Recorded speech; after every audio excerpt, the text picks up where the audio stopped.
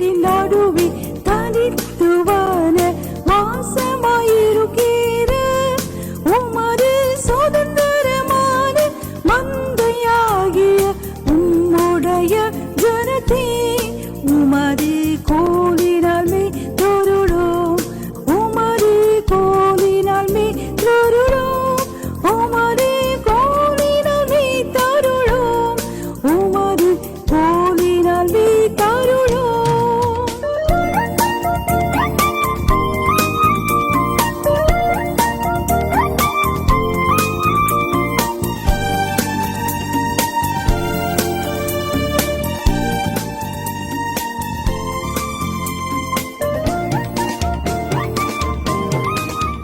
Once again, I greet you all in the precious name of our Lord and Savior, Jesus Christ. ஒரு முறையாக கூட கர்த்தரும் இரட்சகருமாகிய இயேசு கிறிஸ்து நாமத்தினாலே உங்களை வாழ்த்துகிறேன். This evening service we say Divine Deliverance Service.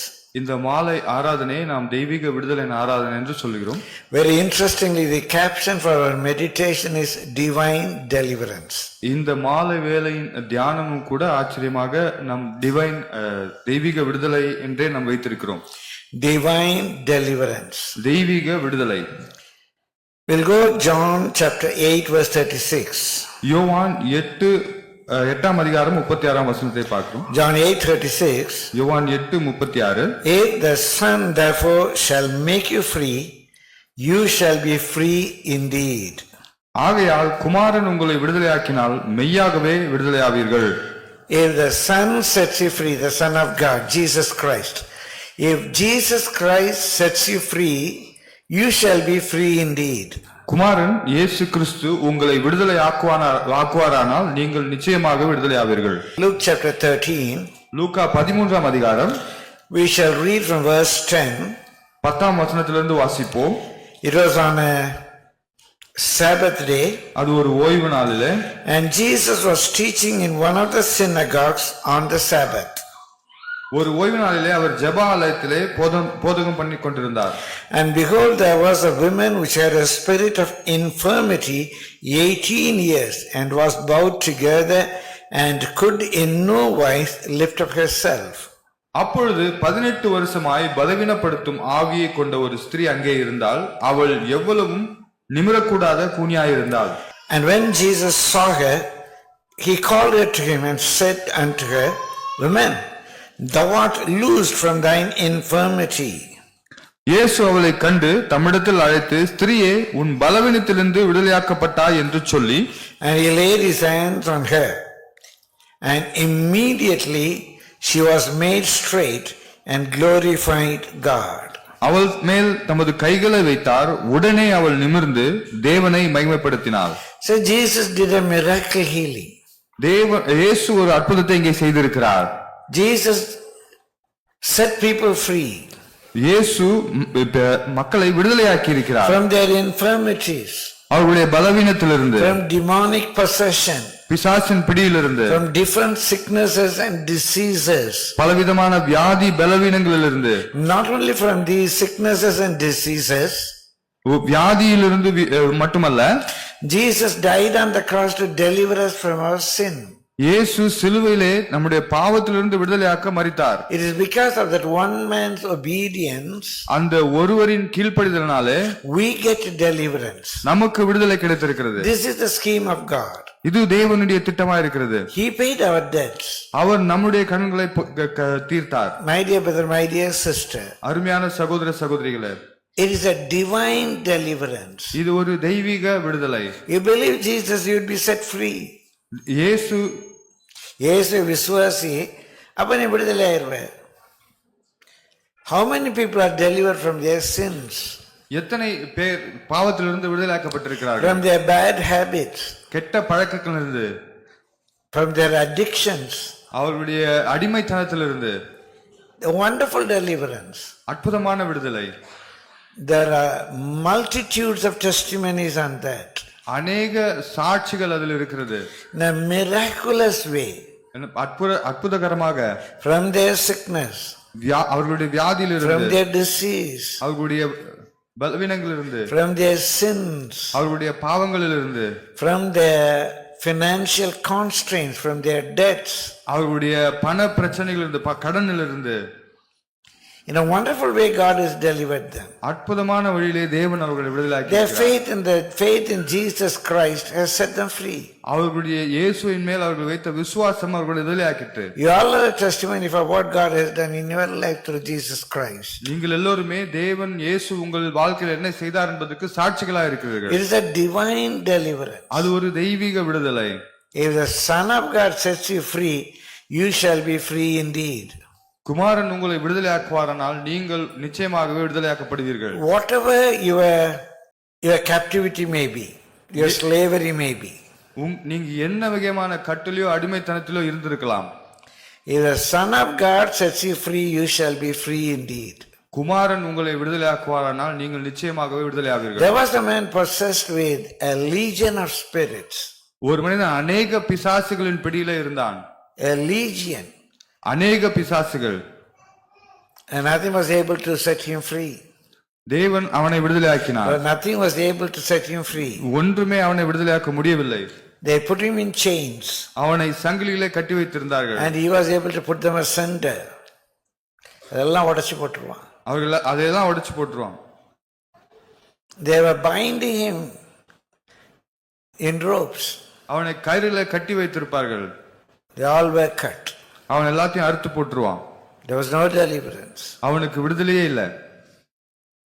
But when Jesus met him, இயேசு அவனை சந்தித்த பொழுது Jesus delivered him. இயேசு அவனை விடுதலையாக்கினார். Jesus set him free from all his bondages. இயேசு அவனை எல்லா விதமான கட்டுகளிலிருந்தும் விடுதலையாக்கினார். He became sober.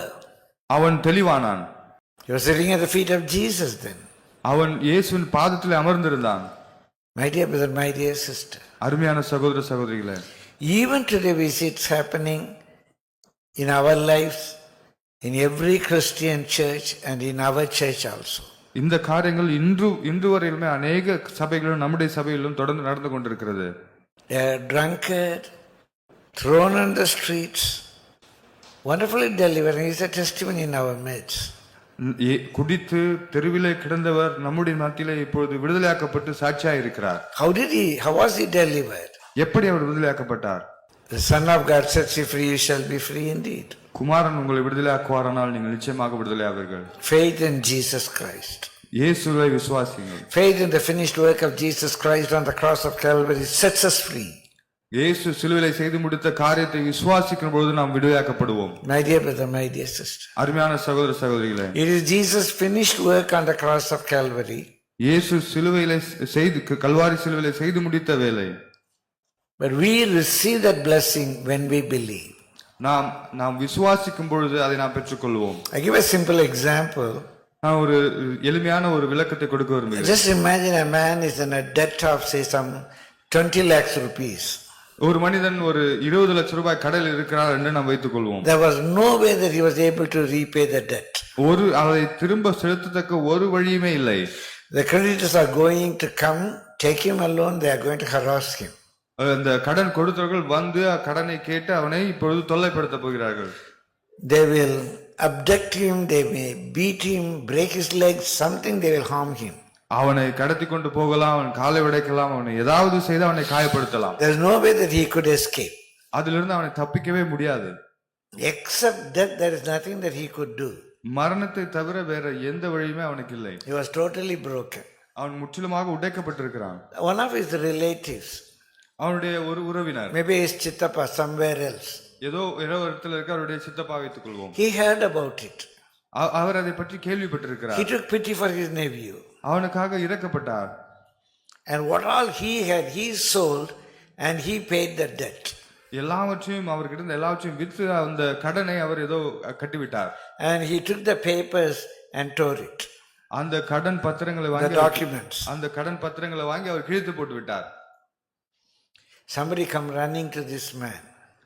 ஒருவர் ஓடி வந்து இந்த மனிதர்கிட்ட சொல்கிறார், listen. கேளுங்கள். Your chittappa who is living in that place, அந்த ஊர்ல இருக்கிற உங்க சித்தப்பா, he has paid all your debts. அவர் உங்களுடைய கடன் எல்லாத்தையும் கட்டிட்டார். How can I be? Why should he pay it? நான் எப்படி அதை நம்புறது? ஏன் அவர் அதுக்கு பே பண்ணணும்? How could he pay that? ஏன் அவர் எனக்கு No, no, there's no other way that I should die. அது எது வழியே இல்லை, நான் செத்து தான் போகணும்.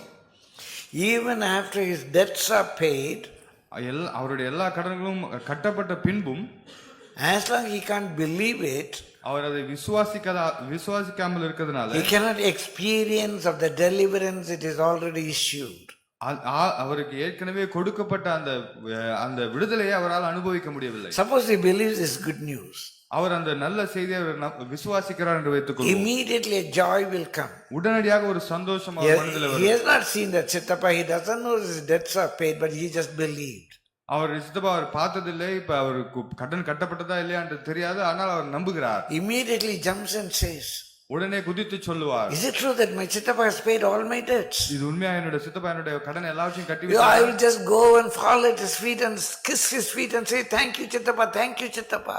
நான் உடனே ஓடி போய் அவர் பாதத்துல விழுந்து அவர் பாதத்தை முத்தம் கொடுத்து நன்றி சித்தப்பா நன்றி சித்தப்பா என்று சொல்லுவேன். I will be his slave for all my life. என்னுடைய வாழ்க்கை முழுவதும் அவருக்கு நான் அடிமையா இருப்பேன். When he believed, அதை அவர் விசுவாசிக்கும் பொழுது that joy comes. அந்த சந்தோஷம் அவருக்கு Whether வருகிறது. the Chittappa truly paid or not. அந்த சித்தப்பா உண்மையாலுமே கொடுத்தாரா இல்லையா என்பதல்ல. My dear brother, my dear sister, அருமையான சகோதர சகோதரிகளே, Jesus paid all our debts. இயேசு நம்முடைய கடன்கள் எல்லாவற்றையும் கட்டிவிட்டார். When we believe that, நாம் அதை விசுவாசிக்கும் பொழுது we experience that deliverance in our life. அந்த விடுதலையை நாம் நம்முடைய வாழ்க்கையில அனுபவிக்க முடியும். If the Son of God sets you free, you shall be free indeed. குமாரன் உங்களை விடுதலையாக்குவாரானால் நீங்கள் நிச்சயமாகவே We விடுதலைக்கப்படுவீர்கள். call this divine deliverance. இதைத்தான் நாம் தெய்வீக விடுதலை என்று It's not சொல்கிறோம். because of any of our efforts. இது நம்மளுடைய எந்த முயற்சிகளாலும் கிடையாது. It's the finished work of Jesus Christ on the cross of Calvary. இயேசு சிலுவையிலே செய்து முடித்த அவருடைய வேலை நிமித்தமாக It's only we have to believe it. அதை நாம் விசுவாசிக்க மட்டும் We have to போதும். believe it. நாம் அதை விசுவாசிக்க வேண்டும். When you believe, நாம் அதை விசுவாசிக்கும் you பொழுது experience that deliverance. அந்த விடுதலையை நாம் அனுபவிப்போம். It's not imagination. அது ஒரு கற்பனை அல்ல. It's all because he has already paid our debts, because already he has finished his work on the cross of Calvary for our deliverance. அவர் ஏற்கனவே நம்முடைய கடன்களை கட்டி கல்வாரி சிலுவையிலே நமக்காக எல்லா காரியங்களையும் செய்து முடித்ததனால. I'll give you another illustration to, all these illustrations may not be totally enough to explain divine truth. நான் உங்களுக்கு இன்னொரு உதாரணத்தை கொடுக்கிறேன். இந்த எல்லா உதாரணங்களும் அந்த உண்மையை உங்களுக்கு வெளிக்கொணர்வதற்காக. உண்மையை முழுசுமா வெளிப்படுத்தாது, but only I'm trying to explain. நான் அதை உங்களுக்கு விளக்க மட்டும் செய்கிறேன். For the current to pass, we need positive and negative. ஒரு கரண்ட் வர்றதுக்கு நமக்கு அந்த பாசிட்டிவ் நெகட்டிவ் லைன்கள் தேவை. With positive alone it can't be possible. There's positive and negative. ஒரு பாசிட்டிவ் மட்டும் இருந்தா பத்தாது, நம்மளுக்கு அந்த ரெண்டுமே பாசிட்டிவ் நெகட்டிவ் ரெண்டுமே தேவை. That brings the light, that brings the power. அதுதான் அந்த வெளிச்சத்தை அந்த எலக்ட்ரிசிட்டியை கொண்டு வரும். It is not just I believe. நான் அதை நம்புகிறதுனால மட்டுமல்ல, That's not enough. அது மட்டும் பத்தாது. It's not just because he has finished it. அது அவர் செய்து முடித்தார் என்பதனால் மட்டுமல்ல. I cannot get this blessing because he has finished it. அவர் செஞ்சு முடிச்சிட்டார் என்பதற்காக அது எனக்கு கிடைத்து விடாது. Just because I believe I cannot get that blessing if he has not finished it. நான் நம்புகிறதால் மட்டுமே அவர் முடிக்கவில்லை என்றால் அது எனக்கு கிடைக்காது. So both are essential. ரெண்டுமே தேவை. He has finished it. அவர் முடித்து விட்டார். I believe it. நான் அதை நம்புகிறேன். He has finished it. அவர் முடித்து விட்டார். I believe it. நான் அதை நம்புகிறேன். I receive the deliverance. அந்த விடுதலை எனக்கு கிடைக்கிறது. It's not just because I believe. நான் நம்புகிறதுனால் மட்டுமல்ல. Not just because he has finished. அவர் அதை முடித்ததினால் மாத்திரமல்ல. He has finished it. I believe it. I experience it. அவர் முடித்து விட்டார், நான் நம்புகிறேன், அது எனக்கு கிடைக்கிறது. So number one, முதலாவது divine deliverance. தெய்வீக விடுதலை. It is because of the Son of God. குமாரனால. Glory be to the Lord's holy name. கர்த்தருடைய பரிசுத்த நாமத்துக்கு மகிமை உண்டாவதாக. Number two, இரண்டாவது 2 Corinthians 2 கொரிந்தியர் chapter 3 verse 17. 3ஆம் அதிகாரம் 17ஆம் வசனம். 2 Corinthians 3:17. 2 கொரிந்தியர் 3:17. Now the Lord is that Spirit, and where the Spirit of the Lord is, there is liberty. கர்த்தரே ஆவியானவர், கர்த்தருடைய ஆவி எங்கேயோ அங்கே விடுதலையும் உண்டு. Number one, I said the Son of God. முதலாவது நான் சொன்னேன் குமாரன். Number two, the Spirit of the Lord. இரண்டாவது கர்த்தருடைய ஆவியானவர். Where the Spirit of the Lord is, there is liberty. கர்த்தருடைய ஆவி எங்கே உண்டோ அங்கே விடுதலை உண்டு. The Holy Spirit breaks our chains. கர்த்தருடைய பரிசுத்த ஆவியானவர் நம்முடைய கட்டுகளை உடைக்கிறார். The Bible says வேதம் சொல்லுகிறது the Holy Spirit will break the yoke. பரிசுத்த ஆவியானவர் நுகங்களை உடைக்கிறார் என்று வேதம் சொல்லுகிறது. So there is a power in the Holy Spirit. பரிசுத்த ஆவியிலே ஒரு வல்லமை உண்டு. God is divine. தேவன் தெய்வீகமாக இருக்கிறார். And that God is in the form of a son. தேவன் குமாரனின் உருவத்திலே வருகிறார். God is in the form of the Spirit. தேவன் ஆவியானவரின் உருவத்திலே வருகிறார். So the deliverance what we get because of the Holy Spirit is the deliverance of God. நம் பரிசுத்தாவினால என்ன விடுதலை பெற்றுக்கொள்கிறோமோ அது தேவனுடைய விடுதலையா இருக்கிறது. When we allow the Holy Spirit to work in our lives, பரிசுத்தாவி நம்முடைய வாழ்க்கையிலே கிரியை செய்ய நாம் அனுமதிக்கும் when we பொழுது, are filled with the Holy Spirit, நாம் பரிசுத்தாவிலே நிரப்பப்பட்டிருக்கும் பொழுது we are able to find a divine deliverance. அந்த தெய்வீக விடுதலையை நாம் பெற்றுக்கொள்ள முடியும். When we speak in tongues, நாம் அந்நிய பாஷையிலே when we speak in tongues, நாம் அந்நிய பாஷையிலே the பேசுகிற பொழுது Bible says வேதம் சொல்லுகிறது, this is the rest that causeth the weary to rest. This is the refreshing.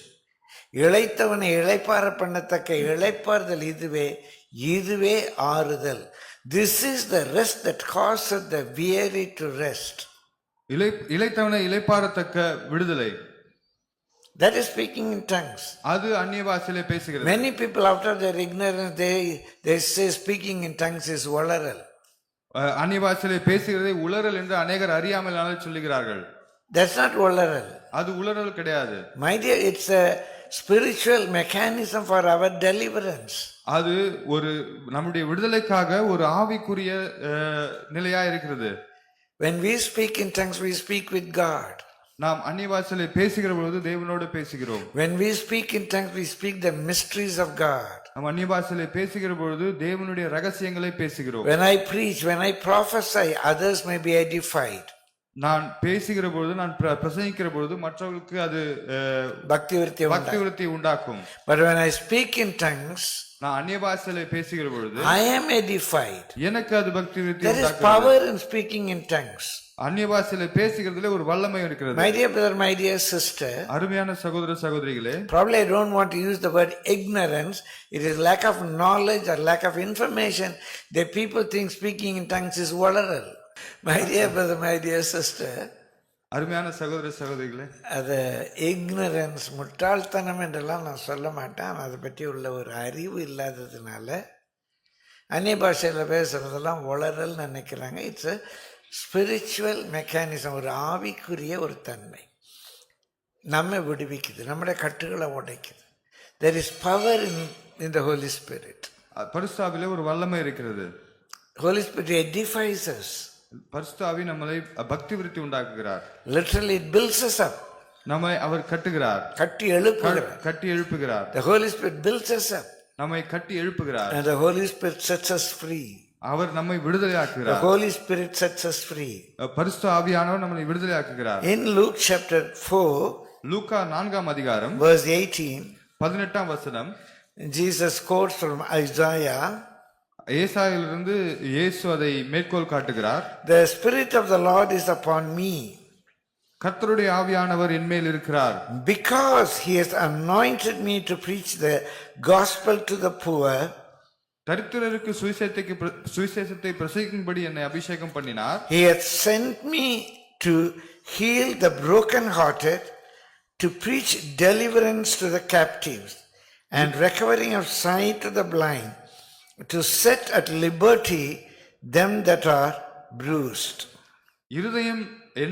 இருதயம் நறுங்குண்டவர்களை குணமாக்கவும், சிறைப்பட்டவர்களுக்கு விடுதலையையும், குருடருக்கு பார்வையையும் பிரசித்தப்படுத்தவும், நொறுங்குண்டவர்களை விடுதலையாக்கவும். Here we read at least two things. இங்கே in the midst of many, அநேக காரியங்களுக்கு முன்பாக ஒரு 2 காரியங்களை நாம் குறிப்பாக பார்க்கிறோம். To preach deliverance to the captives. சிறைப்பட்டவர்களுக்கு விடுதலையையும். They are in captivity. அவர்கள் சிறைப்பட்டு இருக்கிறார்கள். maybe in an addiction, ஏதோ ஒரு அடிமைத்தனத்தில் இருக்கிறார்கள். maybe in debt, ஒரு கடனிலேயே இருக்கிறார்கள். maybe in a bad relationship. ஏதோ ஒரு தவறான ஒரு உறவு முறையில They இருக்கிறார்கள். are unable to come out. அதிலிருந்து அவர்களால் வெளிவர முடியவில்லை. They are set in captivity. அவர்கள் ஒரு சிறை உள்ளே Now கட்டப்பட்டிருக்கிறார்கள். here we read, இங்கே நாம் பார்க்கிறோம், he delivers them, those who are in chains, those who are in captivity. சிறைப்பட்டவர்களுக்கு விடுதலையாக்குகிறார். And also in the latter part we read, அது கடைசி பகுதியில் நம்ம பார்க்கிறோம், to set at liberty them that are bruised. நொறுங்குண்டவர்களை விடுதலையாக்கவும். They are hurt. அவர்கள் காயப்பட்டிருக்கிறார்கள். They are broken. அவர்கள் உடைக்கப்பட்டிருக்கிறார்கள். Their family is broken. அவர்கள் குடும்பம் Their உடைக்கப்பட்டிருக்கிறது. family relationship is broken. அவர்கள் குடும்ப உறவுகள் உடைக்கப்பட்டிருக்கிறது. When we allow the Holy Spirit to move on us, பரிசுத்தாவியானவர் நம்ம மேல் அசைவாட நாம் அனுமதிக்கும் as the பொழுது, Spirit was moving upon this earth which was dark, இந்த இருளில் இருந்த உலகத்தின் மேலே ஆவியானவர் அசைவாடி கொண்டிருந்த பொழுது light came, வெளிச்சம் வந்தது. life came. வெளிச்சம் வந்தது. When the Spirit of the Lord came upon the womb of Mary, Jesus was formed. மேரியின் கர்ப்பத்து மேலே பரிசுத்தாவியானவர் வந்த பொழுது இயேசு பிறந்தார். When the Holy Spirit was moving upon the body of Jesus Christ, which was laid in the sepulchre, கல்லறையிலே வைக்கப்பட்டிருந்த இயேசுவின் மேலே பரிசுத்தாவியானவர் அசைவாடின பொழுது, with the newness of life, Jesus came out. ஒரு புதிய ஆவியிலே இயேசு திரும்ப வந்தார். My dear brother, my dear sister, அருமையான சகோதர சகோதரிகளே, allow the Spirit of God to move upon us. பரிசுத்தாவினால் நம்ம மேல் அசைவாடுவதற்கு Worship the Lord in the Spirit. தேவனை ஆவியிலே துதியுங்கள். Be filled with the Spirit. ஆவியிலே நிரம்பியிருங்கள். Pray in tongues. அந்நிய பாஷையிலே பேசி துதியுங்கள். There is power in the deliverance of the Holy Spirit. பரிசுத்தாவியின் விடுதலையிலே ஒரு வல்லமை இருக்கிறது. Holy Spirit will set you from all your captivity. பரிசுத்தாவியானவர் எல்லா விதமான உங்களுடைய கட்டுகளிலிருந்து விடுதலை So ஆக்குவார். we call that a divine deliverance. அதை நாம் தெய்வீக விடுதலை என்று அழைக்கிறோம். What is divine deliverance? தெய்வீக விடுதலை என்றால் என்ன? Son of God sets you free. குமாரன் நம்மை விடுதலை ஆக்குகிறார். Spirit of the Lord sets you free. பரிசுத்தாவியானவர் நம்மை விடுதலை ஆக்குகிறார். We call that a divine deliverance. அதை நாம் தெய்வீக விடுதலை என்று அழைக்கிறோம். And number 3 மூன்றாவது is also very, very important. இதுவும் மிக மிக முக்கியமா இருக்கிறது. John chapter 8 verse 32. யோவான் 8:32. And you shall know the truth, and the truth shall make you free. சத்தியத்தை அறிவீர்கள், சத்தியம் உங்களை விடுதலையாக்கும் என்றார். It is a divine deliverance இது ஒரு தெய்வீக விடுதலை. from all our bondages. நம்முடைய எல்லா கட்டுகளிலும் இருந்து The truth will set us free. சத்தியம் நம்மை விடுதலையாக்கும். The truth will set us free. சத்தியம் நம்மை விடுதலையாக்கும். Listen carefully. கவனமாக கேளுங்கள். The language here is very, very important. இங்கே உபயோகப்பட்டிருக்கிற மொழி மிக மிக முக்கியம். And you shall know the truth. நமக்கு சத்தியம் தெரிய வேண்டும். You shall know the truth. சத்தியத்தை அறிவீர்கள். In English we read, ஆங்கிலத்திலே படிக்கிறோம், and that truth shall make you free. அந்த சத்தியம் உங்களை விடுதலையாக்கும். Exact. That truth or that truth, அந்த சத்தியம் it will make you free. உங்களை விடுதலையாக்கும். It's not just the knowledge. அது ஒரு அறிவு மட்டுமல்ல. Knowledge is very, very essential. அறிவு மிக மிக முக்கியம். The Bible doesn't say believe the truth. வேதம் சத்தியத்தை விசுவாசியுங்கள் என்று சொல்லவில்லை. The Bible doesn't say blindly accept the truth. சத்தியம் வேதம் சத்தியத்தை குருட்டுத்தனமாக நம்புங்கள் என்று You shall சொல்லவில்லை. know the truth. நீங்கள் சத்தியத்தை அறிய வேண்டும். Christianity is based on knowledge. கிறிஸ்தவ மதம் அறிவின் மேல் கட்டப்பட்டிருக்கிறது. It's based on knowledge. அது அறிவுபூர்வமானதாக Why இருக்கிறது. do we need this? ஏன் நமக்கு இது தேவை? What is right? எது சரி? What is wrong? எது தவறு? We know the truth. நமக்கு சத்தியம் தெரிய வேண்டும். More the truth we know, அதிக சத்தியம் நமக்கு தெரியும் பொழுது more the deliverance we enjoy. அதிகமான விடுதலை நமக்கு கிடைக்கும். More the deliverance we enjoy. அதிகமான விடுதலை நாம் அனுபவிக்க முடியும். My dear brother, my dear sister, அருமையான சகோதர சகோதரிகளே, last night one brother was talking to me about some property problems. நேற்றிரவு ஒரு சகோதரர் என்னோட அவரோட இருந்த அந்த அவருடைய ப்ராப்பர்ட்டி ப்ராப்ளம் பத்தி பேசினார். In this morning when I was coming in, another brother talked to me about their family property problems. இந்த காலையில் நான் வருகிற பொழுது இன்னொரு பிரதரும் அவரோட குடும்பத்தில் இருக்கிற அந்த சொத்து ப்ராப்ளத்தை பத்தி பேசினார். In a very happy way I told both of them. ரொம்ப சந்தோஷமா நான் அவர் ரெண்டு பேர்கிட்டயும் ஒன்று சொன்னேன். என் பேர்ல அரடினால எனக்கு இல்லை. I am happy. அதனால நான் சந்தோஷமா இருக்கேன். I am happy. நான் சந்தோஷமா இருக்கேன். What that I lack? எனக்கு என்ன குறைவுபட்டிருக்கு? Just imagine for a minute. ஒரு நிமிடம் யோசித்து பாருங்கள். The property is not going to help me. அந்த அந்த சொத்து எனக்கு எந்த உதவியும் பண்ண முடியாது. I don't say you should not have property. நான் உங்களுக்கு சொத்தே இருக்க வேண்டாம் என்று சொல்லவில்லை. But the knowledge. அந்த அறிவு. For me to be happy, it's not necessary that I must possess silver and gold and untold millions of land and property, nothing. சந்தோஷமா இருக்கிறதுக்கு எனக்கு அநேகமான பொண்ணு வெள்ளி அதிகமான சொத்தெல்லாம் தேவையில்லை. In our native place there's a proverb. என்னுடைய ஊர்ல ஒரு பழமொழி இருக்கிறது. சொந்த வீட்டுக்காரனுக்கு ஒரு வீடு, வாடகை வீட்டுக்காரனுக்கு 100 வீடு. We're happy. நான் சந்தோஷமா If I don't like this house, I can move to another house. எனக்கு இந்த வீடு பிடிக்கவில்லை என்றால் இன்னொரு வீட்டுக்கு சென்று விடுவேன். More we know the truth. அதிகமா நாம் சத்தியத்தை தெரிந்து கொள்ளும் பொழுது Why should we poke our ears and wear something there? ஏன் காதை குத்தி அங்கே என்னத்தையோ போடணும்? Why should we do it? ஏன் அதை நான் செய்ய வேண்டும்? You shall know the truth and the truth set you free. நீங்கள் சத்தியத்தை அறிவீர்கள், சத்தியம் உங்களை விடுதலையாக்கும். You will not know it has come from slavery. ஒரு அடிமைத்தனத்திலிருந்து அது அந்த காரியம் வந்தது. It's nothing to do with God's creation. அது தேவன் படைப்பில் அதுக்கு ஒன்றுமே இடமில்லை. Certainly poking our ears is not going to add to our beauty. காதை சும்மா குத்தி கமல் போடுறது நம்ம மேலும் அழகுபடுத்தாது. So it has come from slavery. அது ஒரு அடிமைத்தனத்திலிருந்து வந்தது. So I don't need it. அது எனக்கு தேவையில்லை. More I know the truth. அதிகமா நான் சத்தியத்தை தெரிந்து கொள்ளும் பொழுது the truth will set me free. சத்தியம் என்னை விடுதலையாக்குகிறது. I know one day I have to die. நான் ஒரு நாள் மரிக்க வேண்டும் என்று எனக்கு தெரியும். After death I have to go. I have to inherit my eternity. நான் நித்தியத்தை நான் சுதந்திரிக்கிறது எனக்கு தெரியும். So when I know the truth, நான் சத்தியத்தை அறியும் பொழுது I'll set my life for that. என்னுடைய வாழ்க்கையை நான் அதன் மேலாக நான் கட்டுவேன். I'll set my life for that.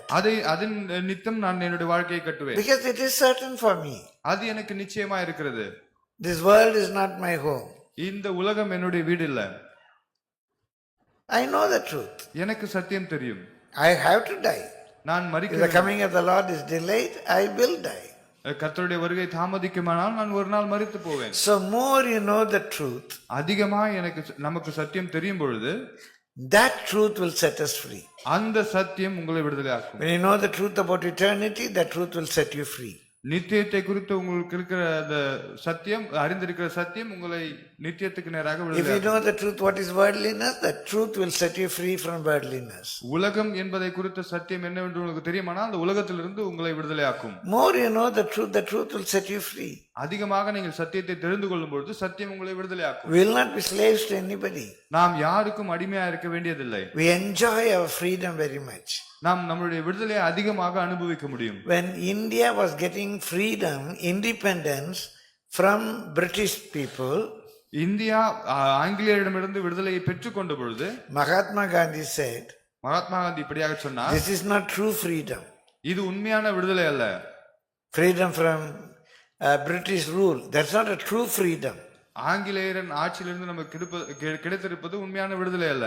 And Mahatma Gandhi said, Mahatma Gandhi இப்படியாக in சொன்னார், the midnight when a woman can walk with jewels alone in the street, that's the real freedom. ஒரு பெண் நடுராத்திரியிலே நகையோடு நடப்பானால் அதுதான் உண்மையான விடுதலை. Immediately our Periyar said, E.V. Ramasamy ஐயா சொன்னார், ஈவரா பெரியார் சொன்னார், மகாத்மா காந்தி சொன்னார், என்னைக்கு ஒரு பெண் நடுராத்திரி நகையோடு நடக்க முடியுமோ அதுதான் உண்மையான சுதந்திரம்னார். உடனே மகாத்மா பெரியார் சொன்னார், ஏன்பா ஒரு பொண்ணு நகை போட்டு நடக்கணும், என்னைக்கு ஒரு பெண்ணு நகை போட வேண்டாமா, அன்னைக்கு தாண்டா உண்மையான ஃப்ரீடம்னார். அதான் உண்மையான freedom. Why should I wear jewels? ஏன் நான் நகை அணிய வேண்டும்? I am free. நான் விடுதலையா இருக்கிறேன். More you know the truth, you'll get freedom. அதிகமாக நீங்கள் சத்தியத்தை அறியும் பொழுது உங்களுக்கு விடுதலை கிடைக்கும். Why do I need it? ஏன் அது எனக்கு தேவை? Oh, investing in gold is good. தங்கத்துல இன்வெஸ்ட் பண்றது ரொம்ப நல்லது. Okay, invest. Okay, take some gold biscuits and keep it. ஒரு தங்க கட்டியை வாங்கி வீட்டுல வச்சுக்கோங்க. Why these jewels? ஏன் இந்த நகை? I'm not to talk about jewels or anything. More we know the truth will set us free. நான் இது நகை குறித்து நான் பேச விரும்பவில்லை. ஆனாலும் நம் சத்தியத்தை அதிகமாக அறியும் பொழுது சத்தியம் நம்மளை விடுதலை ஆக்கும். More we know the truth, அதிகமான சத்தியத்தை நாம் அறியும் பொழுது we shall be free.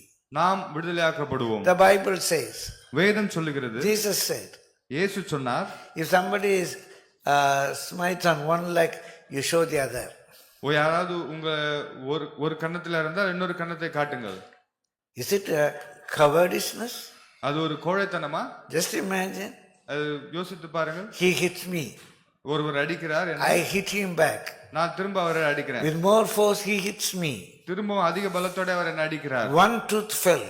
ஒரு பல்லு கீழே விழுந்துருச்சு. I became very angry. எனக்கு கோபம் அதிகமா வந்துருச்சு. I hit him back. நான் திரும்பவும் அவரை அடிக்கிறேன். 4 teeth fell. 4 பல்லு கீழே விழுந்துருச்சு. All his sons are angry. அவருடைய பிள்ளைங்க எல்லாம் ரொம்ப கோபப்படுறாங்க. They come and hit me. அவங்க எல்லாம் வந்து என்ன அடிக்கிறாங்க. So my friends go there. என்னுடைய நண்பர்கள் எல்லாம் போய் அங்க They kill him.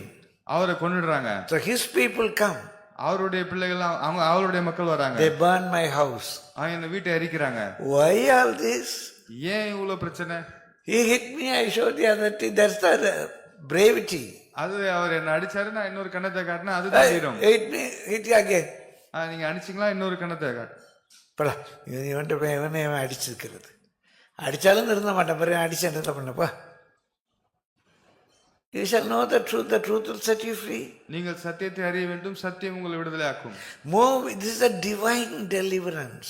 இது தெய்வீக விடுதலையா இருக்கு. We must have the knowledge of the truth. உங்களுக்கு சத்தியத்தை அறிந்திருக்க வேண்டும். Not that knowledge, but that truth will set us free. அந்த அறிவு அல்ல, அந்த சத்தியம் உங்களை விடுதலை ஆக்கும். That truth will set us free. அந்த சத்தியம் உங்களை விடுதலை ஆக்கும். From all adultery, எல்லா உபச்சாரத்திலிருந்தும், from all fornication, எல்லா வேசித்தனங்களிலிருந்தும், all uncleanness, எல்லா அசுத்தமான from காரியங்களிலிருந்தும், all pawns. எல்லா விதமான ஆபாசமான காரியங்களிலிருந்தும் The truth will set me free. இந்த சத்தியம் நம்மை விடுதலை ஆக்கும். I know it is dirty. I know it's unclean. எனக்கு அது தெரியும் அசுத்தம் என்று. How can I eat that? அதை நான் எப்படி புசிக்க முடியும்? Only that will eat that. அந்த அசுத்தமானதுதான் அசுத்தத்தை புசிக்க முடியும். அதுதான் அதை சாப்பிடும். சரிதா? அதுதான் அதை சாப்பிடும். அதை சாப்பிடும். நான் ஏன் அதை சாப்பிட போறேன்? நான் நீ அந்த இதெல்லாம் பார்க்குற அந்த பான் மூவிஸ்லாம், நீ என்ன அதுவா? நீ கர்த்தருடைய பிள்ளை இல்ல, எப்படி அதை பார்க்க முடியும்? நீ அதா இருந்தா அதை திம்ப, நீ அது இல்லையே. சிம்பிள். மிக எளிமையானது. It's very simple. இது மிக எளிமையானது. You cannot see those ponds. நீங்கள் அதை பார்க்க முடியாது. அந்த ஆபாசங்களை பார்க்க முடியாது. அந்த ஆபாசங்களை பார்க்க முடியாது. Those who are addicted to that, you may feel sorry for them, but you cannot be one with them. அதில் அடிமையா இருக்கிறவர்கள் குறித்து நான் வருத்தப்படுகிறேன், நான் அவர்களோடு நாம் ஒன்றா இருக்க முடியாது.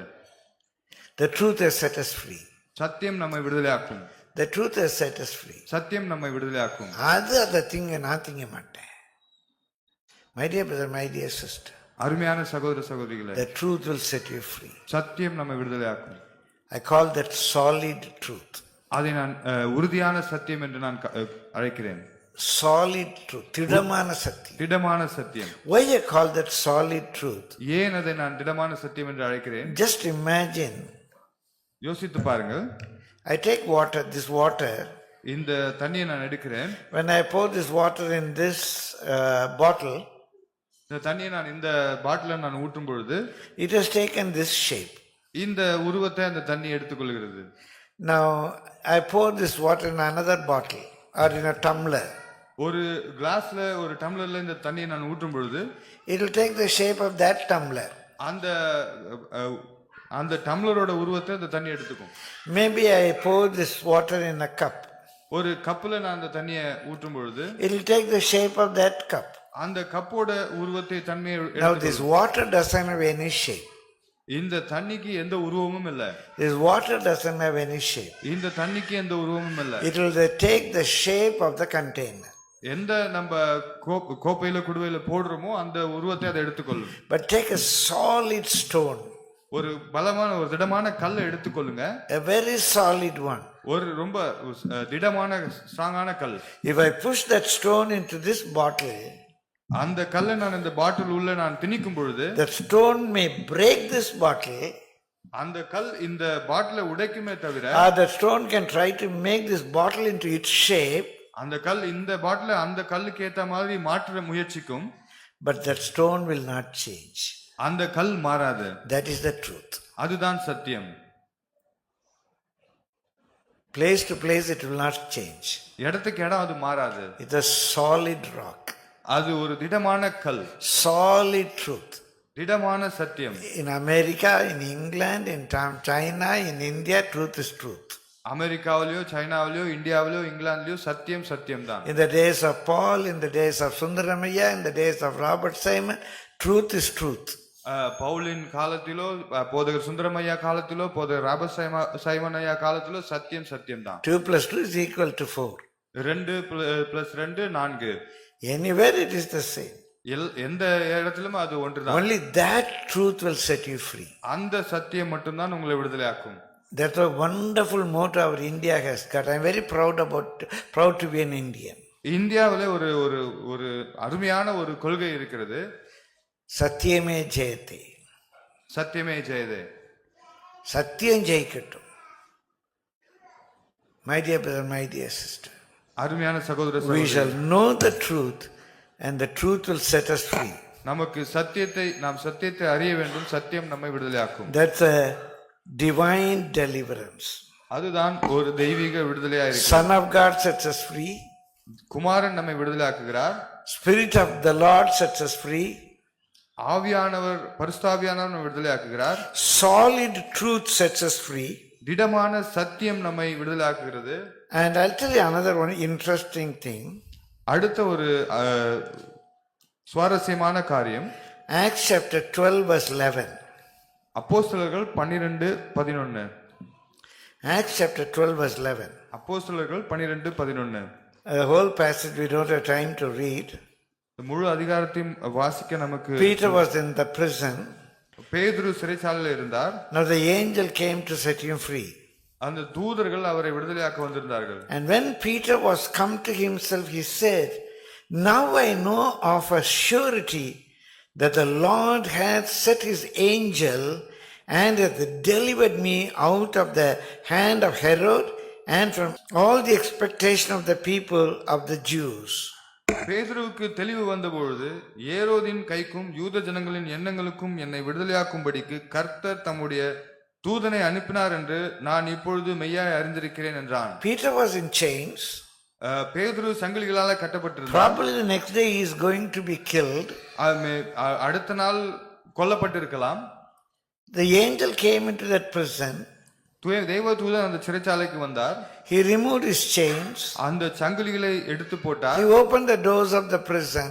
அந்த சிறைச்சாலையின் கதவுகளை திறந்தார். And he was bringing him out.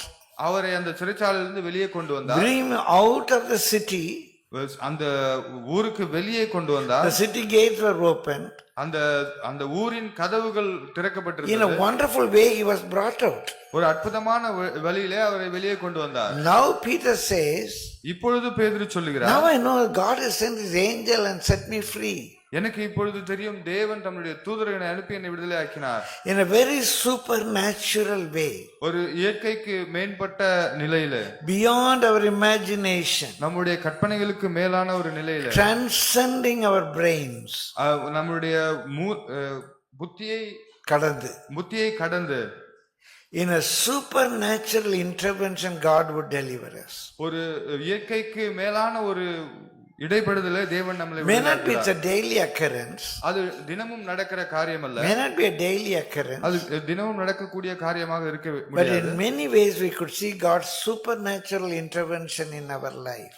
அநேக நேரங்களிலே நம்ம அநேக காரியங்களில் தேவனுடைய அந்த இயற்கைக்கு மேலான ஒரு இடைப்படுதலை நாம் காண முடியும். It's beyond our imagination. நம் கற்பனைகளுக்கு மேலாக அது இருக்கும். In Acts chapter 16, அப்போஸ்தலர்கள் 16ஆம் அதிகாரம், Paul and Silas were in the prison.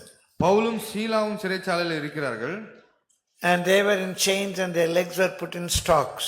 அவர்களையும் சங்கிலிகளால கட்டப்பட்டு தூணிலே கட்டப்பட்டிருக்கிறார். கால்களை தூணிலே கட்டப்பட்டிருக்கிறார்கள். தொழுவத்திலே கட்டப்பட்டிருக்கிறார்கள். They were praising God. அவர்கள் தேவனை துதித்து பாடிக்கொண்டிருக்கிறார்கள். They were praising God. அவர்கள் தேவனை துதித்துக் கொண்டிருந்தார்கள். In a very miraculous way, in a very supernatural way, they were delivered. அற்புதமான வழியிலே, இயற்கைக்கு மேலான வழியிலே அவர்கள் விடுதலையாக்கப்பட்டார்கள். Glory be to the Lord's holy name. கர்த்தருடைய பரிசுத்த நாமத்துக்கு மகிமை. God was able to set them free. தேவன் அவர்களை விடுதலையாக்க முடிந்தது. Number 4, I call that supernatural intervention of God. நான்காவது நான் இயற்கைக்கு மேலான தேவனுடைய இடைப்படுதல் என்று அழைக்கிறேன். There are a couple of occasions where I was able to experience a supernatural deliverance of the Lord. ஒரு சில நேரங்களிலே நானும் தேவனுடைய இயற்கைக்கு மேலான ஒரு இடைப்படுதலை நான் உணர்ந்திருக்கிறேன். My dear brother, my dear sister, அருமையான சகோதர சகோதரி, we call this divine deliverance. இதைதான் நாம் தெய்வீக விடுதலை என்று அழைக்கிறோம். Son of God sets us free. குமாரன் நம்மை விடுதலையாக்குகிறார். Spirit of the Lord sets us free. பரிசுத்த ஆவியானவர் நம்மை விடுதலையாக்குகிறார். Solid truth sets us free. திடமான சத்தியம் நம்மை விடுதலையாக்குகிறது. Supernatural intervention of the Lord sets us free. இயற்கைக்கு மேலான தேவனுடைய இடைப்படுதல் நம்மை விடுதலையாக்குகிறது. Number 5, ஐந்தாவது, this is very very important. மிக மிக முக்கியம். We read in chapter 5 of Romans. ரோமர் 5ஆம் அதிகாரத்திலே நாம் வாசிக்கிறோம். In verse 20 down, 20ஆம் வசனத்துக்கு மேலாக, Romans chapter 5 verse 20. ரோமர் 5:20. We just read wherever necessary. I give an explanation. Please go to Romans chapter 5 verse 20. நான் எப்பொழுது விளக்கம் கொடுக்க வேண்டுமோ கொடுக்கிறேன். ரோமர் 5:20க்கு திருப்பிக் கொள்ளுங்கள். Moreover, the law entered that the offense might abound. But where sin abounded, grace did much more abound. மேலும் மீறுதல் பெருகும்படிக்கு நியாயப்பிரமாணம் வந்தது. அப்படி இருந்தும் பாவம் பெருகின இடத்தில் கிருபை அதிகமாய் பெருகிற்று. Now there is a nature in us to lie. நம்மளே பொய் சொல்வதற்கான ஒரு குணாதிசயம் இருக்கிறது. Now the law comes. ஒரு சட்டம் வருகிறது. You should not lie. பொய் சொல்லக்கூடாது என்று. That's the law. அதுதான் சட்டமா இருக்கிறது. But the law is not helping me not to lie. அந்த சட்டம் நான் பொய் சொல்லாமல் இருப்பதற்கு எனக்கு உதவி செய்யவில்லை. I lie. நான் பொய் சொல்லுகிறேன். And I say another lie to cover this lie. அந்த பொய்யை மறைப்பதற்கு இன்னொரு பொய் சொல்லுகிறேன். To cover all these 2 lies, I make another lie. இந்த இந்த 2 பொய்யையும் கவர் பண்றதுக்கு இன்னொரு பொய். Law says I should not lie. சட்டம் நான் பொய் சொல்லக்கூடாது என்று சொல்லுகிறது. But I got a nature to lie. எனக்கு பொய் சொல்வதற்கான இயற்கையான குணாதிசயம் இருக்கிறது. So where the law comes, அந்த சட்டம் வருகிற பொழுது sin abounds. பாவம் பெருகிற்று. Sin abounds. பாவம் பெருகிற்று. Somebody lust for money. பணத்தாசை யாரோ ஒருவருக்கு இருக்கிறது. So he robs somebody. யாரோ ஒருவர் திருடுகிறார். He knows robbing is wrong. அவர் திருடுகிறது தவறு என்று அவருக்கு தெரியும். To cover that, he kills that person. அதை மறைப்பதற்கு அவர் அந்த நபரை கொன்று விடுகிறார். Now he is caught by the police. அவரை police பிடிக்கிறார்கள். Now to escape he lies. அதிலிருந்து தப்பிக்க அவர் பொய் சொல்லுகிறார். So he got the lust for money. அவருக்கு பணத்தாசை இருக்கிறது. So he robs. அவர் திருடி இருக்கிறார். He murders. அவர் கொலை செய்திருக்கிறார். And he lies. அவர் பொய் சொல்லி இருக்கிறார். All because of the law, sin abounds. இந்த எல்லா சட்டத்தினாலே பாவம் பெருகிற்று. But law is not wrong. சட்டம் தவறல்ல. Law is written even in my heart. சட்டம் என்னுடைய இருதயத்திலும் எழுதப்பட்டிருக்கிறது. But the law alone is unable to help me, deliver me from my sin. அந்த சட்டம் மட்டுமே என்னை இந்த பாவத்திலிருந்து விடுதலையாக்க முடியாது. The law compels me to commit another sin. சட்டம் என்னை இன்னொரு பாவம் செய்வதற்கு என்னை உந்துகிறது. I should not rob, I robbed. நான் தவறு திருடக்கூடாது, நான் திருடிவிட்டேன். So to hide it, I murder. அதை மறைக்க நான் கொலை செய்து விட்டேன். To hide that, I lie. அதை மறைக்க நான் பொய் சொல்லிவிட்டேன். But that the law is good. ஆனால் சட்டம் சரியானதுதான். but the law makes me abound in sin. ஆனால் சட்டம் என்னை மேலும் மேலும் பாவம் செய்ய உந்துகிறது. In verse 21, 21ஆம் வசனத்திலே, that as sin hath reigned unto death, even so might grace reign through righteousness unto eternal life by Jesus Christ our Lord. ஆதலால் பாவம் மரணத்துக்கு ஏதுவாக ஆண்டு கொண்டது போல கிருபையானது நம்முடைய கர்த்தராகிய இயேசு கிறிஸ்துவின் மூலமாய் நீதினாலே நித்திய ஜீவனுக்கு ஏதுவாக ஆண்டு And கொண்டது. you continue to read all through chapter 6. 6ஆம் அதிகாரம் முழுவதுமாக நீங்கள் படிப்பீர்களானால் You are able to see the supreme grace. நீங்கள் ஒரு மேலான ஒரு கிருபையை பார்க்க முடியும். Supreme grace. மேலான கிருபை. Now the grace is given to me. கிருபை எனக்கு The கொடுக்கப்பட்டிருக்கிறது. law says I should not lust for others for things. பிறனுடைய பொருளை இச்சிக்க கூடாது என்று நியாயப்பிரமாணம் சொல்லுகிறது. But the grace is given to me. கிருபை எனக்கு I கொடுக்கப்பட்டிருக்கிறது. don't lust for others things. நான் மற்றவர்களுடைய காரியங்களை இச்சிக்க மாட்டேன். So I don't rob. நான் திருட மாட்டேன். So because I don't rob, I need not kill. நான் திருடாததனாலே நான் கொலை செய்ய வேண்டியதில்லை. Because I haven't killed, I need not lie. நான் கொல்லாததாலே நான் பொய் சொல்ல வேண்டியதில்லை. So grace has delivered me. கிருபை என்னை விடுதலையாக்கிற்று. Grace has delivered me. கிருபை என்னை விடுதலையாக்கிற்று. I don't lust for money. நான் பணத்தை இச்சிக்க மாட்டேன். More the grace comes, அதிகமாக கிருபை வரும் பொழுது we get deliverance. நமக்கு விடுதலை கிடைக்கிறது. It's a wonderful deliverance. இது ஒரு அற்புதமான விடுதலை. Deliverance from sin. பாவத்திலிருந்து விடுதலை. That deliverance helps me deliverance from judgment. அது என்னை நியாய தீர்ப்பிலிருந்து என்னை விடுதலையாக்குகிறது. That deliverance helped me from the eternal hellfire. என் நித்தியத்துக்கு நேராக அந்த விடுதலை நித்திய அக்கினிக்கு அது என்னை விடுவிக்கும். நித்திய அக்கினிலிருந்து என்னை விடுவிக்கிறது. The grace is so powerful. அந்த கிருபை மிக வல்லமையானதா இருக்கிறது. More we grow in grace, அதிகமாக நாம் கிருபையிலே வளரும் பொழுது we don't sin. நாம் பாவம் செய்ய மாட்டோம். When we don't sin, நாம் பாவம் செய்யாதனாலே we get deliverance from judgment. நாம் நியாய தீர்ப்பிலிருந்து விடுதலையாக்கப்படுகிறோம். Because we are delivered from judgment, நாம் நியாய தீர்ப்பிலிருந்து விடுதலை பெறுகிறதுனால instead of eternal condemnation, we get eternal life.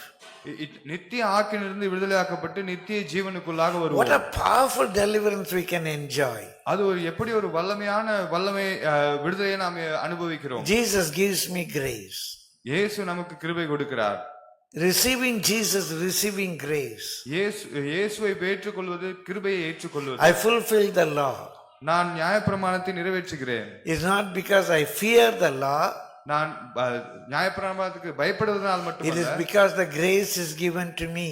கிருபை எனக்கு The கொடுக்கப்பட்டிருக்கிறதுனால. grace is given to me. கிருபை எனக்கு The grace கொடுக்கப்பட்டிருக்கிறதுனால. tells me, கிருபை எனக்கு சொல்லுகிறது, throw away all worldliness. எல்லா உலக பிரமாண காரியங்களையும் தூக்கி போட்டுவிடு. It's the grace. அது கிருபை. Grace tells me, கிருபை எனக்கு be சொல்லுகிறது, righteous. நீதிமானாயிரு.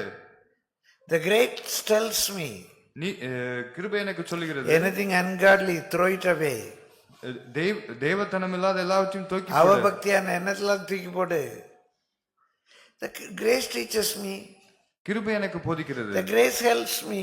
கிருபை எனக்கு உதவி செய்கிறது. I don't go behind the world. நான் உலகத்துக்கு பின்பாக போக I மாட்டேன். want to go behind the word. நான் தேவனுடைய வார்த்தைக்கு I பின்பாக fear no செல்வேன். evil. எனக்கு தீங்கு தெரியாது. I fear no evil. நான் தீங்குக்கு பயப்பட I மாட்டேன். don't worry who will mock at me, who will not mock at me. என்னை யார் கிண்டல் செய்வார்கள், யார் கிண்டல் பண்ண மாட்டாங்க நான் பார்க்க மாட்டேன். My dear brother, my dear sister, அருமையான சகோதர is சகோதரிகளே, a wonderful grace. அது ஒரு அருமையான கிருபையா Is இருக்கிறது. wonderful grace. அற்புதமான கிருபையா இருக்கிறது. If I'm not wearing jewels, நான் நகை அணியாமல் இருக்கிறதுனால, it's not because I cannot buy a ring. நான் மோதிரம் வாங்க முடியாதனால நான் அணியாமல் இல்லை. Not because I cannot wear a chain. நான் எனக்கு செயின் போட முடியாது என்பதில்லை. Even when I was in the worldly job, it's not difficult for me to buy chain. நான் உலக பிரகாரமான வேலையில் இருந்தபோது ஒரு செயின் வாங்குவது எனக்கு கடினமான காரியம் அல்ல. It's a very simple thing. ரொம்ப எளிமையான காரியம். எனக்கு வழி இல்லாததுனால, வகை இல்லாததுனால, வக்கு இல்லாததுனால, துப்பு இல்லாததுனால நான் நகை போடல. என் மனைவிக்கு நகை போடல, என் பிள்ளைக்கு நகை போடல. நான் அவ்வளோ வக்கு இல்லாதவனா? ஏன் போடல? பைசா இல்லையா, துட்டு இல்லையா? எங்கள் ஊரில் பேசினாலே கிலோ தானே பேசுவாங்க. என்ன ஒன்றா ஒன்று கொடுப்பீங்களா? ஒன்று கொடுக்கணும் ஒரு அடி கொடுக்கறது இல்லை. 1 கிலோ போடுவீங்களா? ஏன் நான் போடல? That's a liberty. அது விடுதலை. That's a liberty. அதுதான் விடுதலை. I fear the word, not the world. நான் வார்த்தைக்கு பயப்படுகிறேன், உலகத்துக்கு அல்ல. Who enjoys this freedom? யார் இந்த விடுதலையை It அனுபவிக்கிறார்கள்? is the grace. இது கிருபையா இருக்கிறது. It is the grace. இதுதான் கிருபை. Not because Pastor Sundaramaya said. போதகர் சுந்தரமையா சொன்னார் என்பதனால் அல்ல. Not because it's my decision. இது என்னுடைய முடிவு. It's my decision. இது என்னுடைய முடிவு. My dear brother, my dear sister. அருமையான சகோதர சகோதரி, Wonderful freedom. அருமையான விடுதலை. More the grace. அதிகமான கிருபை. More the deliverance. அதிகமான விடுதலை. More the grace, more the deliverance. அதிகமான கிருபை, அதிகமான விடுதலை. We fear no evil. நீங்கள் தீங்குக்கு பயப்பட We fear மாட்டீர்கள். no evil. நாம் தீங்குக்கு பயப்பட மாட்டோம். We fear no one's criticism. நாம் மற்றவர்களுடைய கேலிக்கு பயப்பட மாட்டோம். My dear brother, my dear sister. அருமையான சகோதர சகோதரிகளே, Till this day, இந்த நாள் வரை we have never felt an experience of shame or anything, not because we are wearing jewels, not wearing jewels. நாம் நகை போடாததுனால எந்த வெட்கத்தையோ தலைகுனிவையோ சந்தித்ததில்லை. Somebody said, ஒருவர் சொன்னார், ஒரே ஒரு செயின் போட்டு. ஒரே ஒரு செயின் போட்டுக்கங்க. நான் சொன்னேன், அது பார்த்தா பிச்சைக்காரத்தனமாக இருக்கும், வழி இல்லைப்பா, ஒன்றே ஒன்று போட்டிருக்காங்கன்னு. போடுறதுக்கு வக்கு இருக்கா, 1 கிலோ போடுங்கன்னு. எதுக்கு ஒன்றே ஒன்று போடணும்? அது என்ன பக்தியா? பார்க்குறவங்க நினைப்பாங்க வக்கில் போகிறப்பா ஒன்றே ஒன்று போட்டுக்கிட்டு இருக்குன்னு. 1 கிலோ போட்டு காட்டுங்க, உங்களுக்கு வசதி வாய்ப்பு இருக்குன்னா அது வெளியே தெரியும். It's very simple. இது மிக எளிமையா இருக்கிறது. It's very simple. இது மிக எளிமையான It's காரியம். not ஒரே ஒரு செயின். ஒரே ஒரு செயின் போடுறது மட்டும் இல்ல. It's not that. அது அல்ல. Freedom, wonderful freedom. ஒரு அருமையான விடுதலை. You got freedom to wear, I got freedom not to wear. நீங்கள் போட்டுக்கிறதுக்கு உங்களுக்கு விடுதலை இருக்கிறது, போடாமல் இருக்கிறதுக்கு எனக்கு விடுதலை You இருக்கிறது. want to wear this because you fear the world. நீங்கள் உலகத்துக்கு பயப்படுறதுனால நீங்கள் அதை அணிகிறீர்கள். I don't want to wear it because I fear the word. நான் அணிய மாட்டேன், ஏன்னா நான் உலகத்துக்கு பயப்படவில்லை. Word. நான் வார்த்தைக்கு பயப்படுகிறேன். You fear the world against your mindset. நீங்கள் உங்கள் சிந்தனைக்கு எதிராக உலகத்துக்கு பயப்படுகிறீர்கள். I fear the word on my own free mindset. என்னுடைய சுயாதீன சிந்தையினாலே நான் வார்த்தைக்கு பயப்படுகிறேன். Who enjoys freedom? யார் விடுதலை அனுபவிக்கிறது? Who enjoys freedom? யார் அதிகமாக விடுதலை அனுபவிக்கிறார்கள்? Wonderful freedom. அருமையான அற்புதமான விடுதலை. What is a simple logic? இது ஒரு எளிமையான தாற்பயம். You fear the world and you wear it. நீங்கள் உலகத்துக்கு பயந்து நீங்கள் அணிகிறீர்கள். I fear the word and I don't wear it. நான் வார்த்தைக்கு பயந்து நான் அணிவதில்லை. You fear the world against your mindset. உங்களுடைய சுயாதீனத்துக்கு எதிராக நீங்க உலகத்துக்கு பயப்படுகிறீர்கள். I fear the word on my free will. நான் என்னுடைய சுயாதீன சிந்தனையினால நான் வார்த்தைகளுக்கு பயப்படுகிறேன். Freedom, wonderful freedom. அற்புதமான விடுதலை. Freedom, wonderful freedom. விடுதலை, அற்புதமான விடுதலை. So in 5 ways we can enjoy divine deliverance. 5 வழிகளில் நீங்கள் அற்புதமான விடுதலையை அனுபவிக்க முடியும். One is the Son of God sets you free. குமாரன் உங்களை விடுதலையாக்குவார். Number 2, Spirit of the Lord. ஆவியானவர் நம்மை விடுதலையாக்குவார். கர்த்தருடைய ஆவியானவர். கர்த்தருடைய ஆவியானவர். Where there is the Spirit of God, there is liberty. தேவனுடைய ஆவி எங்க உண்டோ அங்க விடுதலை உண்டு. Number 3, solid truth. திடமான சத்தியம். Solid truth. திடமான சத்தியம். Not changing truth. மாறுகிற சத்தியம் அல்ல. Truth will not change. சத்தியம் மாறாது. But the solid truth. திடமான சத்தியம். That will set you free. அது நம்மை விடுதலையாக்கும். At times the supernatural intervention of the Lord which transcends our own understanding. நம்முடைய புத்திக்கு மேலான தேவனுடைய இயற்கைக்கு மேலான தேவனுடைய இடைப்படுதல் நம்மை விடுதலையாக்கும். Number 5. 5வது supreme grace. மேலான கிருபை. Supreme grace. மேலான கிருபை. More you abound in grace, more you enjoy freedom. அதிகமான கிருபையிலே பெற்றுக்கொள்ளும் பொழுது நாம் அதிகமான freedom, wonderful freedom. We should experience This divine deliverance. இந்த தெய்வீக விடுதலையை நாம் அனுபவிக்க வேண்டும். If the Son of God sets you free, you shall be free indeed. குமாரன் உங்களை விடுதலையாக்குவாரானால் நீங்கள் Where the Spirit of the Lord is, there is liberty. பரிசுத்தாவியானவர் எங்க உண்டோ அங்க விடுதலை உண்டு. You shall know the truth and the truth will set you free. சத்தியத்தை அறிவீர்கள், சத்தியம் உங்களை விடுதலையாக்கும். In a supernatural way, the Lord's intervention can free you. இயற்கைக்கு மேலாக தேவனுடைய இடைவிடுதலை உங்களை விடுதலையாக்கும். My dear brother, my dear sister, அருமையான சகோதர சகோதரிகளே, supreme grace மேலான கிருபை that will set us free. நம்மை விடுதலையாக்கும். No more bondage. கட்டுகள், இனிமேல் கட்டுகள் இல்லை. No more bondage. இனிமேல் கட்டுகள் இல்லை. I am delivered. நான் விடுதலையாக்கப்பட்டேன். I am a free person. நான் விடுதலையாக்கப்பட்டவன்.